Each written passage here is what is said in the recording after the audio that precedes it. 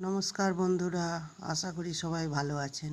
দেখুন, আজকে নিয়ে এসেছি একটা আলুর দমের রেসিপি, যেটা সম্পূর্ণ নিরামিষ।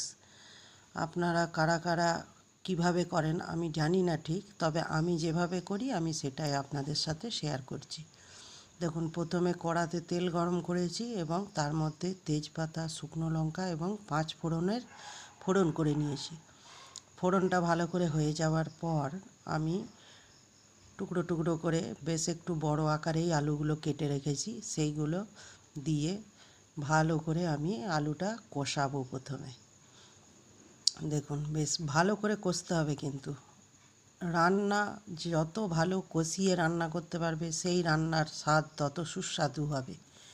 দেখুন, আমিও কিন্তু সুন্দরভাবে কষাচ্ছি। প্রথমে একটুখানি নেড়ে চেড়ে নিয়ে তারপর সামান্য হলুদ গুঁড়ো দিলাম, একটু নুন দিয়ে